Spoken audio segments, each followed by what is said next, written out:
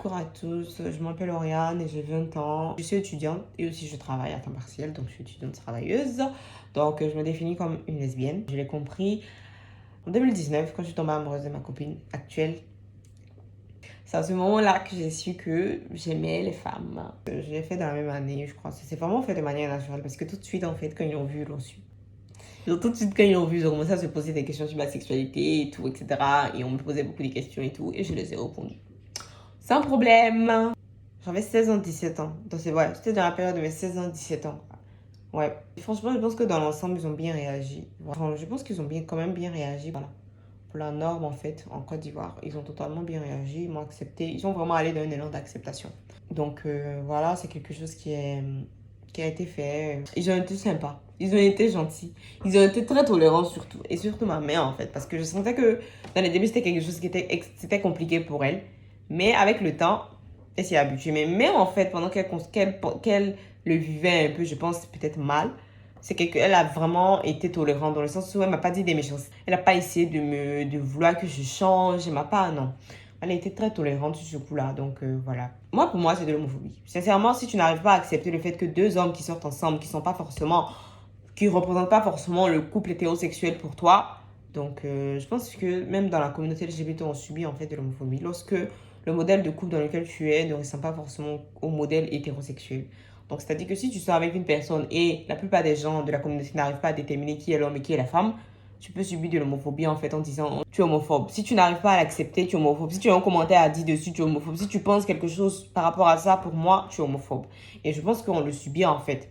Enfin, si tu es un homme, disons, qui est maniéré et tout, qui soit avec un autre gars qui est maniéré, bah, on peut te traiter de lesbienne en fait. Et ça, je pense que plein de gens le subissent. Et je pense que voilà, donc juste pour ça en fait, tu vas éviter de tomber amoureux des gens qui sont par exemple, si tu es maniéré, tu vas éviter de tomber amoureux des gens qui sont maniérés. C'est tellement bête en fait d'être opprimé dans sa propre communauté.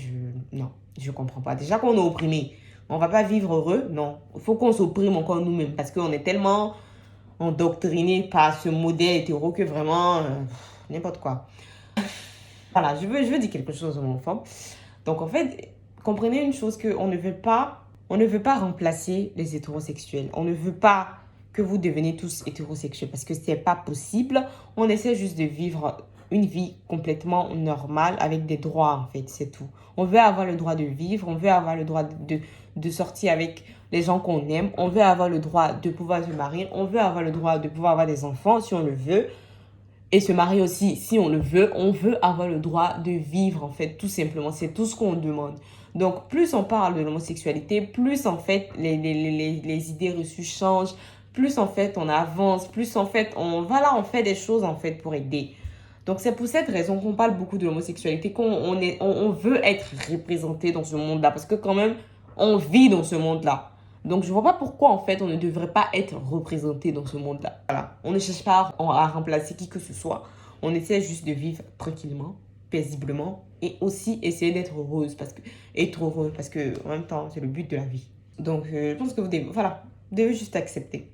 Après, je sais que ce sera extrêmement compliqué. Et moi, franchement, je sais pas vraiment de faire accepter aux homophobes que, voilà, il faut qu'ils acceptent et tout. Non, j'essaie juste d'avoir des droits. Moi, personnellement, je veux avoir des droits. Je veux pouvoir être dans mon pays et être sereine, en fait, même si je suis lesbienne.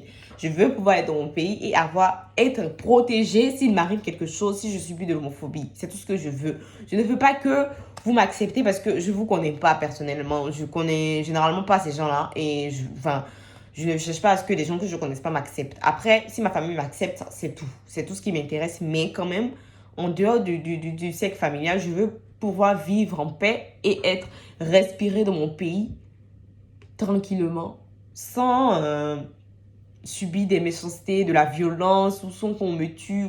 Non. Voilà, je veux juste pouvoir souffler et être heureuse dans mon propre pays. C'est tout ce que je veux.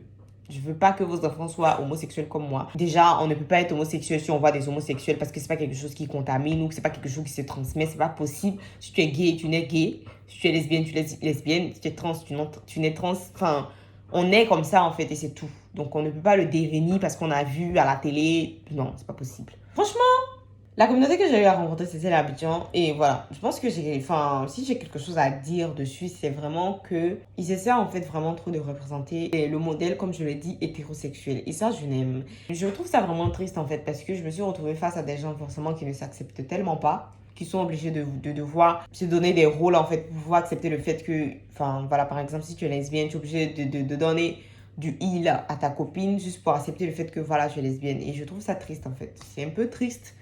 Et c'est ça que j'ai pas franchement apprécié. Même quand je me retrouvais avec cette communauté-là, on m'indexait en mode moi avec ma copine parce qu'on n'arrivait pas à déterminer qui était l'homme et qui était la femme. Voilà. On me demandait qui est l'homme. Donc il faut forcément qu'il y ait un homme. Donc c'est qui l'homme en fait du couple? Dites-nous. Et on posait aussi beaucoup qui est la mascu entre vous, comme si c'était quelque chose d'important en fait, alors que ça.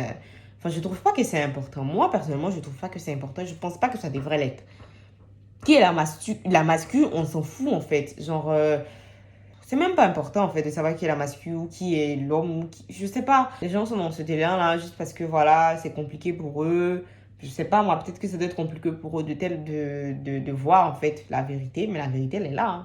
La vérité, elle est là quand même parce que voilà. Donc voilà en fait. Donc c'est ce que j'ai pas vraiment apprécié. Et dans la communauté LGBT en général, je pense que voilà. Moi, j'ai rien à dire en fait, parce que je sais pas. Mais après, je pense que voilà, il n'y a rien de mal à dire en fait. Vu que la communauté en fait vraiment fait tout en fait pour pouvoir qu'on fait tout pour qu'on ait de droit, donc il n'y a rien de méchant à dire. Donc force à eux, force à nous, parce que je fais partie de la communauté. Donc force à nous, et j'espère voilà, qu'on luttera pour avoir nos droits. On avance petit à petit, mais on avance. Voilà, c'est ça qui est le plus important. C'est vrai que ça sera extrêmement compliqué d'arriver au point où on aura vraiment des droits, on sera reconnu et tout, etc. Où on pourrait être protégé, mais on avance quand même. Parce que de là où moi, quand j'étais petite, moi, j'ai jamais vraiment eu l'homosexualité. C'était un truc extrêmement tabou parce que de mes 5 ans à mes 18 ans, sur Facebook, on n'en parlait pas. Sur Facebook, on n'en parlait pas. On voyait pas de couple. Ou généralement, quand on parlait d'homosexuel, c'était vraiment souvent très associé au sida. Et c'est là, en fait, genre, on avait la chance d'entendre parler des homosexuels. Je me suis un peu dit la chance ou la malchance, je sais pas. Mais c'est là, en fait, qu'on entendait parler des homosexuels quand on parlait de sida. Et sinon, en général, non, on n'en parlait pas. Mais maintenant, on en parle beaucoup plus. Voilà, surtout en Côte d'Ivoire. Et je pense que c'est une de mes peurs, en fait. J'ai vraiment une grande peur que le gouvernement décide aussi de donner des peines de prison, enfin, des peines de mort et tout aux homosexuels. Ouais, j'ai vraiment très peur de ça. Parce que ça sera vraiment le début de la fin. J'aime trop mon pays pour ça, non. Mais je pense que, ouais, on commence à en parler et ça, c'est bien en fait. Donc, le fait d'en parler va sûrement aider beaucoup parce que ça va aider à moins le rendre tabou et peut-être aussi à rendre les gens beaucoup plus tolérants.